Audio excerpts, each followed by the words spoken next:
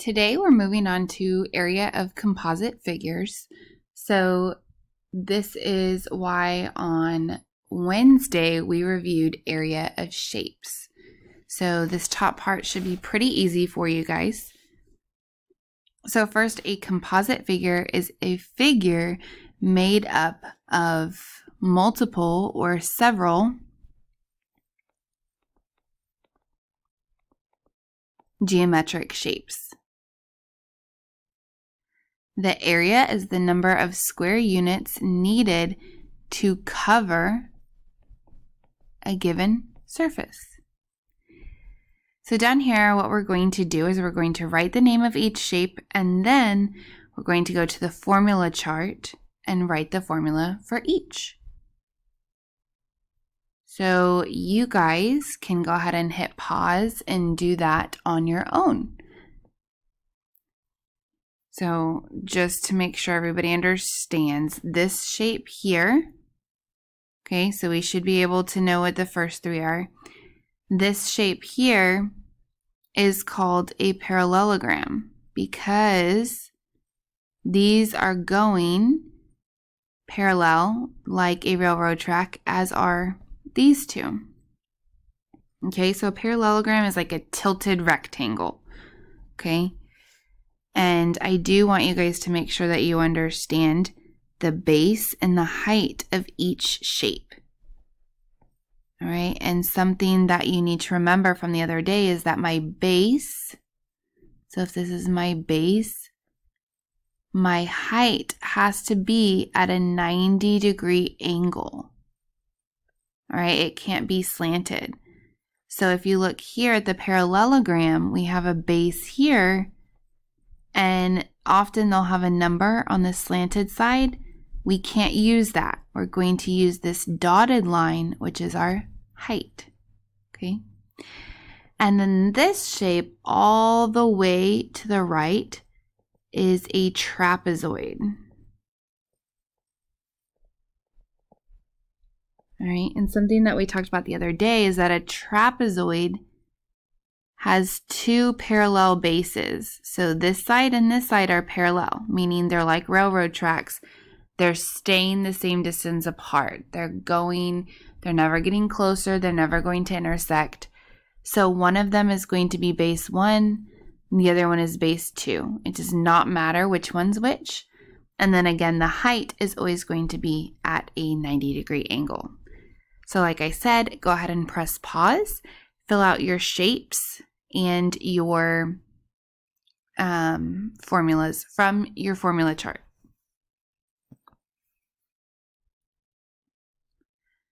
Okay, so now what we're going to do is it says to decompose, which means break down the figures below into combinations of non-overlapping rectangles, squares, parallelograms, trapezoids, triangles, or semicircles. And then you're going to classify the shapes that are used to decompose each figure. Okay, so basically we want to think about and have in our mind the shapes that are on our formula chart. So we want to find the area of all this together. Okay, but this is not a shape. So we need to break it down into shapes that we can find the area of. So I want you to just think about it for a minute. Think about what you see. So first of all, one thing that you may see is these lines here. So these lines mean that these sides are equal. Okay. And so obviously we're going to, and what you want to do is we want to do as little work as necessary, meaning that I don't want to break this down into a million different pieces. I want to maybe break it down into 2 pieces or 3 pieces to make it easy. So for example, if I draw a line right here, then I can find the area of this rectangle, and then I can find the area of this square. Okay? So that's one option. Another option would be, since these are all telling me that they're equal, all right, that means this is equal, which means this is equal. which means since this is across from here, that's equal. So if I broke it down again here, then that would be equal, and this would be equal. So all these broke down, this whole thing broke down into 3 squares. So a square has equivalent sides. So we could put that our shape is 3 squares. Or we could have done 1 rectangle and 1 square, like I originally had. Either way, a square is a type of rectangle, so we're still going to use area equals base times height. All right, let's look at these next 2 shapes. Again, we're thinking about the different shapes that are on our formula chart. Okay, and a lot of times the picture is going to give you clues as to what you can do. All right, so first I'm going to show you, you don't need to write these ways. I'm going to show you some wrong ways that I've seen. Okay, so I've seen some students that are like, okay, well, I'm going to make this piece over here into a box, into a rectangle.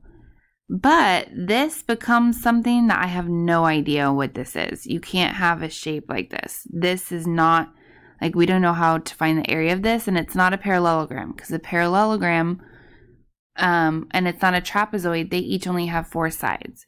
So it definitely can't be that. Let's see, another option. I see a lot of students that want to go like this. Okay, and you can do that. What does that make this shape? It makes this a trapezoid, and it makes this a trapezoid. So you can do 2 trapezoids. That's one option. What I really want you guys to focus on and see is look at these arrows. All right. These arrows mean that these are parallel sides. So if I continue that line, sorry, let me draw my line a little better. Then I have a parallelogram here, and what does that make in this corner? It makes a triangle. Oopsies, I moved that. So I have a parallelogram.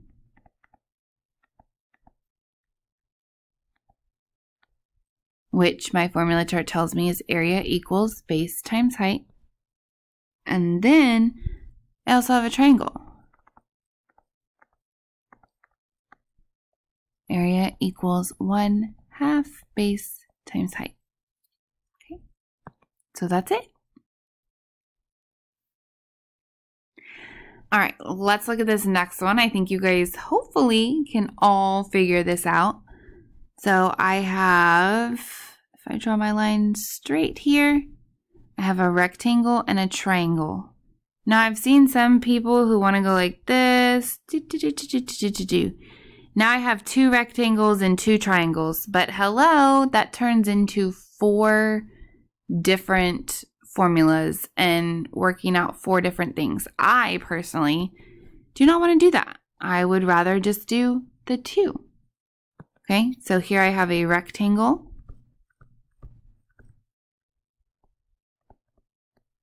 And my formula for that is area equals base times height. And I have a triangle. Area equals 1/2 BH. So now let's go ahead and do a couple of examples together. All right. So this here looks like, I don't know, kind of an upside down ice cream cone. So think about what shapes do you see? So the first shape that I see is this triangle. Okay. So my first shape is a triangle, and I'm going to put my formula here. So I'm using my formula chart, A equals 1/2 BH. So the base of the triangle is the bottom of the triangle. So I still have the 1/2 because that's part of the formula. So 1/2, 8 is my base, and then my height is at a 90-degree angle. So height is 7. When I'm solving it, I like to make it easier by taking half of 8. So half of 8 is 4. So now I have 4 times 7 is 28. That's my triangle. So we're going to go ahead and put our area into our shape so we know. And then let's look here. So here is well, it's not a whole circle. It's what? It's half of a circle. Okay. So I use my formula chart for area of a circle. So area equals pi r squared, but it's half of it. So I'm going to divide it by 2. So my pi, I have to use 3.14 unless it tells me otherwise. R squared, okay? So my diameter is 8, right? Because it's going all the way across the circle. Even though I don't have the circle here, the whole circle, it's going all the way across. That's my diameter. So then my radius has to be 4, which means my radius squared is 4 times itself, right? 4 times 4 is 16. So I'm going to plug in 16, and don't forget my divided by 2 because it's half of a circle. So I like to simplify before I multiply if at all possible. So 16 divided by 2 is 8. So now that leaves just a 1 down here. So all I have to do is multiply. So 3.14 times 8. 4 times 8 is 32. 8, 9, 10, 11. 3 times 8 is 24. Plus 1 is 25. I have 2 numbers to the right, so 2 numbers to the right.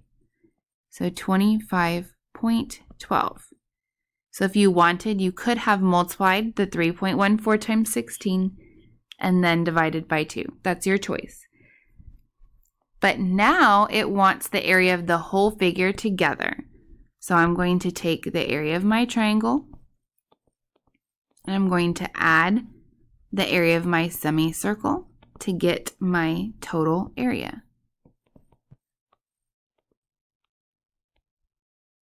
13, 2, 2, 4, 5.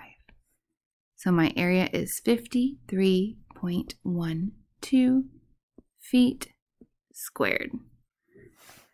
All right, so let's try the next one. So the next one, it wants the area of the shaded region. All right, so I just want this piece and this piece, okay?